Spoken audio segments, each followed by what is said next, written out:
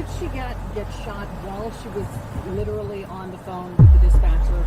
Yeah, that's correct. She was shot while she was on the phone with dispatch as our officers were responding to the scene. 30-year-old Anesha Isaacs' final years on this earth were marked by unrelenting torment. Unlike the fleeting moments of solace that some domestic abuse victims experience before tragedy strikes, Anesha's reality was one of unending anguish. According to her brother Raymond Issacs, Anesha briefly dated 30-year-old Tylen Jennings, only to swiftly end the relationship upon witnessing signs of abuse.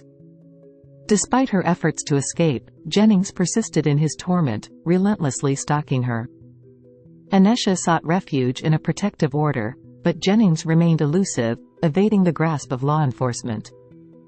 On November 6, 2023, Jennings appeared once more at Anesha's doorstep, subjecting her to a harrowing ordeal.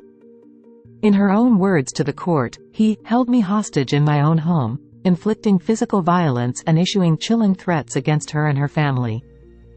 Following this traumatic incident, Anesha took drastic measures to protect herself, blocking Jennings on all social media platforms, privatizing her profiles, and seeking sanctuary with her family.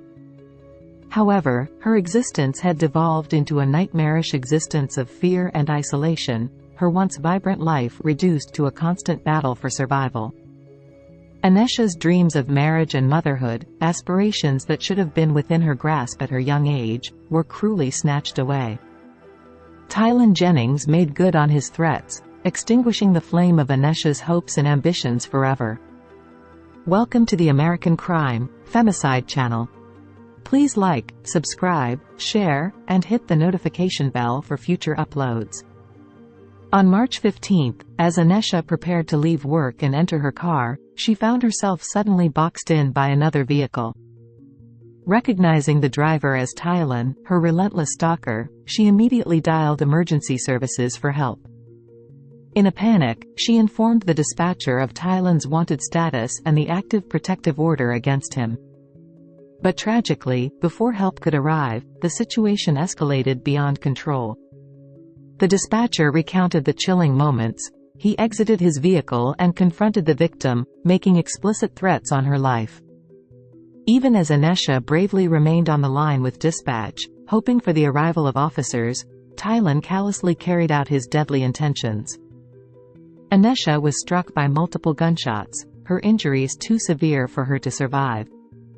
Despite the efforts of medical personnel, she succumbed to her wounds at the hospital. All right, I want to get into some breaking news right now in Fairfax County, Virginia. Sky 9 over the scene there. This is where police are investigating a shooting that they're calling domestic related. So this is happening in Annandale at a medical park on Woodburn Road. We're told a woman was rushed to the hospital with life-threatening injuries. The suspect, police say, was just taken into custody by Prince George's County Police. He was found there in Prince George's County, Maryland. Good evening, I'm Lieutenant James Curry with the Fairfax County Police Department's Public Affairs Bureau. Behind me is Lieutenant Erin Weeks. She's the commander of the Mason District Station. So a man is in custody for a fatal shooting that is believed to be domestic related. Just after 4:30 this afternoon, officers were called to the 3200 block of Woodburn Road. The victim in this case was the one that was calling. She was inside her vehicle and called to report that her ex-boyfriend was blocking her car from leaving the area. Within minutes, our officers were dispatched. It was relayed that he had a protective order, he was wanted, and during the conversation with dispatch, it was updated that he had shot her.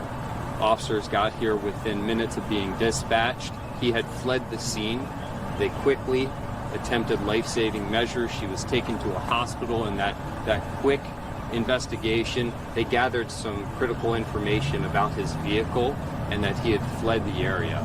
So fortunately, with license plate readers, it gave our officers a good direction of where he was going. And thanks to Prince George's County Police Department, they anticipated this suspect was fleeing into Maryland. They set up in the right place. They were there, they saw his vehicle, and they were able to take him into custody. A firearm was recovered from inside that vehicle. We'll do some investigation to determine if it was the firearm that was related to this. So you see behind us, our crime scene detectives, our homicide detectives, We have witnesses to interview.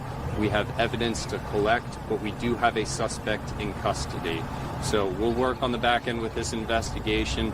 Our Victim Services Division is going to be with a family that's affected by this. And I know it's early in this investigation, but we'll do what we can to answer any immediate questions right now. What can you tell us about, obviously you said ex-boyfriend, the relationship and the fact that there was this protective order? Have there been multiple calls about this person? Has he been following her, stalking her, or is this your first point of contact? Yeah, those are all great questions. And for Facebook Live, asking about whether or not there's been previous calls with him. Both reside in Maryland. So this is part of the investigation where we start backtracking, trying to figure out if this is a history, what's their stalking case. But we'll get through those answers, and that's going to be a part of this investigation going forward. But there was a protective order, and in what circumstances are those granted? Yeah, it's case by case. There is obviously something that led to a protective order being issued. I believe it was likely out of another state. But those are the details that we'll continue to put together and figure out the history between the two and why a protective order would have been issued in the first place. What about victims of situations like this who have protective orders out? What more can they do to protect themselves? What would you say to those? Yeah, victim did nothing wrong in this case. Victim showed up. This is her place of employment. This is a sad, tragic case. It really is. It really is. We have domestic violence detectives dedicated to these types of investigations here in Fairfax County to provide resources for those community members. The individuals involved in this case are not from Fairfax County, but again, many jurisdictions throughout the National Capital Region have those resources in place. Did she get shot while she was literally on the phone with the dispatcher? Yeah, that's correct. She was shot while she was on the phone with dispatch as our officers were responding to the scene, and that suspect quickly left the area before our officers get here. But again, thanks to license plate readers, thanks to PG, the Prince George's County Police Department for being in the right place at the right time and quickly taking him into custody. You know around what time George's County Police found him? I don't have the exact time for when he was taken into custody, but the initial call for service came in just after 4:30, but we can connect afterwards and I can get those details. But it was very quick for officers to get here, very quick to determine he left in a vehicle. These were the tags, and very quick from Prince George's County Police Department to find him, locate him, and take him into custody safely. Without incident? Was he inside a residence? That's my Was understanding. He in a car It's still in the vehicle. Still in the vehicle. I heard something possibly about a missing persons call for this suspect as well. Can you explain that? Yeah, we'll still pull into some of those details of the investigation. The initial call for service, the priority at that point in time was that someone with a protective order was blocking her escape path. And by escape path, I mean just blocking her from ability to leave. There wasn't information initially relayed that there was a firearm involved. It wasn't until the tragic information that we know now to be true that we were aware that he had a firearm. I don't know if these are details you can tell us, but do you know how long ago they were out of a relationship, if they had any prior contact? Yeah, that's going to be part of the investigation where we start speaking with family members, friends, get more details about that relationship. To the point that you asked, what were the details of this protective order? It's all about those details now that we focus on the investigation. What about was it just the two vehicles involved, just the gentleman in a BMW I heard earlier? I heard it was maybe a Volkswagen. Or was it an Atlas? There were two cars. And that's it. You can imagine when officers get onto a scene like this, there's a lot of confusion. And there's a lot of trying to determine who are we looking for, what is the vehicle. Witnesses are helpful, trying to give us a lot of information. It's trying to figure out, who's the suspect that we're looking for. And we're really happy and fortunate for those officers to dig through that information, get the correct tag, give it to Prince George's County Police Department and take him into custody. So the specific vehicle, I'll confirm which one it was, but it was a lot of information that was coming to our cops very early on, but they dug through it, got the right information out, and fortunately got him into custody. Did you ever say the profile of the victim has not been known? Yeah, both were in their 30s, 30-year-old female, 30-year-old male. We'll have more details about both. We want to make sure that we notify next of kin, family members who may not be aware of what occurred right now. But we'll have those details probably tomorrow in an investigative update and in a written release. You said that she works here. Yeah. It was around 4:45 or after he left at 4:30. Does it appear that he waited for her to come out off work? It's very get out of the possible. building? Yeah, Did you know it's it? very possible that that's exactly what he was doing. You know, that's what our detectives will ask him, and that's what we hope to find out. Did you guys recover a gun? Yeah, a firearm was recovered inside the vehicle. We'll determine whether or not the firearm was the one that was used in this crime. And she was never got out of the car, correct? She was shot. She in the was car. inside the vehicle when she was shot. That's correct. You mentioned there are witnesses. Was anybody else in danger? Were they in the building, in the parking lot? Now, certainly we had someone shooting a gun, so fortunately no one else was injured, but a lot of good witnesses that provide us a lot of details about what occurred, and certainly we have the suspect that we're looking for. We have new information tonight on the case of a Prince George's County woman murdered in Fairfax, Virginia. On Friday, a man was arrested and charged with killing the woman he used to date. He's accused of allegedly shooting her outside of a place that she worked in Annandale. Northern Virginia Bureau reporter Drew Wilder has new details that show the suspect had an outstanding arrest warrant for attacking the victim and threatening to kill her months earlier.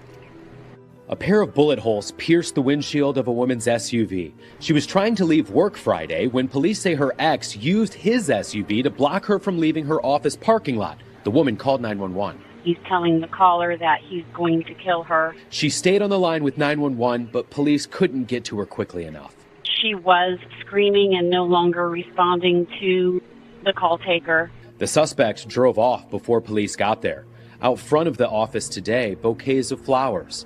Police say the victim was 30-year-old Anesha Isaacs from Maryland. She alerted the court system to the man's alleged violence in November. Court documents obtained by News 4 tell a terrifying story inside the apartment the two shared at the time. Isaacs told the court that on November 6th, he, quote, held me hostage in my own home and hit me, choked me, bruised my thighs, and threatened to kill or harm me and my family.